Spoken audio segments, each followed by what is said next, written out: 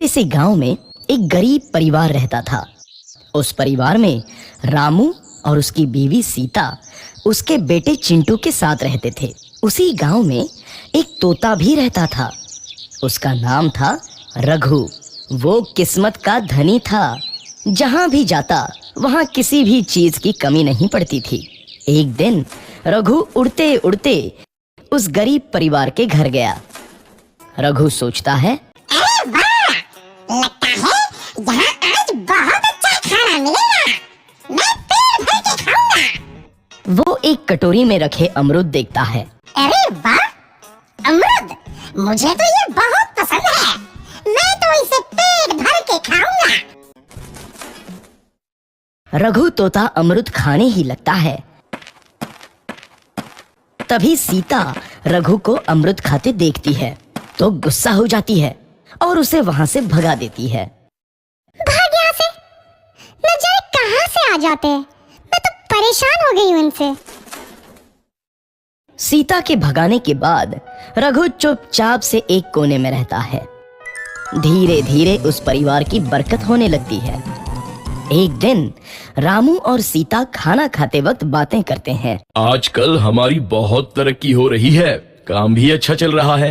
रामू कहता है। इस पर सीता कहती है, सच कहा, भगवान हमेशा ऐसे ही हम पर मेहरबान रहे। बेटा चिंटू भी कहता है, पिताजी, मुझे खिलौना लेके दो ना, मेरे सभी दोस्तों के पास है। रामू कहता है, ठीक है, जरूर लाऊंगा। सीता कहती है, कितने खुश है सब, मेरे परिवार को किसी की नजर ना लगे। एक तरफ ऐसी बातें होती हैं तो दूसरी तरफ रसोई में रघु तोता भी अमरूद खाते रहता है। मजा आया, अमरूद खाया, मजा आया, अमरूद खाया, मजा आया। तभी सीता रसोई में आती है और रघु तोते को अमरूद खाते देख बहुत गुस्सा होती है। सीता रघु को बाहर निकालने के लिए पिंजरे में अमरूद रखती है। रघु जब अमरूद खाने लगता है तो पिंजरे का दरवाजा बंद हो जाता है और वो उसमें फंस जाता है।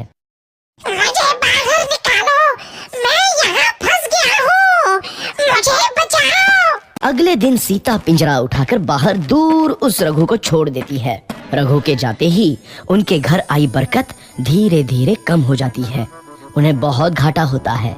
सीता कहती है, ये क्या हो रहा है, अचानक इतना कैसे बदल गया? अभी तक तो सब कुछ अच्छा चल रहा था। रामू कहता है, लगता है भगवान हम पर रूठ गए हैं। चिंटू भी कहता है, लगता है मुझे खिलौने भी नहीं मिलेंगे। और वो रोने लगता है और बाहर चला जाता है। कुछ दिन बाद रघु तोता फिर से उस घर में आता है। वापस आया, मैं वापस आया, अब मैं जमकर अमरूद खाऊंगा। रघु सीधा रसोई घर में चला जाता है और अमरूद खाने लगता है।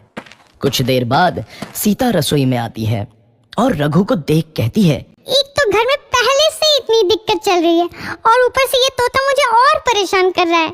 सीता रघु को वहां से भगा देती है। रघु उड़कर किसी कोने में छुप जाता है। कुछ दिन बाद धीरे धीरे उस घर की बरकत वापस आने लगती है। काम भी अच्छे से चलने लगता है। एक रात जब रघु तोता अमरूद खाने जाता है तो पिंजरे में फंस जाता है। ये लोग आखिर चाहते क्या हैं? एक तोते को शांति से अमरूद खाने क्यों नहीं देते? मैं कौन सा चोरी कर रहा हूँ? बस अमरूद ही तो खा रहा हूँ। तभी रामू वहां आता है और पिंजरे में रघु तोते को देख उसे बाहर छोड़ देता है। ये तोता भी कितना जिद्दी है, बार बार वापस आ जाता है। जैसे ही रामू रघु को छोड़ देता है, अगले दिन से फिर से उनके घर की बरकत जाने लगती है। काम में घाटा होता है। किसी को समझ नहीं आ रहा था कि ऐसा क्यों हो रहा है। रघु तोता घर आता है तो अचानक बरकत आती है और जब रघु तोता को बाहर निकालते हैं तो बरकत चली जाती है। एक दिन सीता रघु तोते के घर आने और बाहर जाने की स्थिति पर नजर रखती है। ये तोता जब भी घर आता है तो घर में बरकत आती है और जैसे ही ये घर से बाहर जाता है तो उसी के साथ बरकत भी चली जाती है। कहीं ये जादुई तोता तो नहीं है? अगली बार जब ये तोता घर आएगा तो मैं इसे कहीं नहीं जाने दूंगी। सीता रघु का बहुत इंतजार करती है लेकिन रघु तोता दोबारा उस घर में कभी नहीं आता।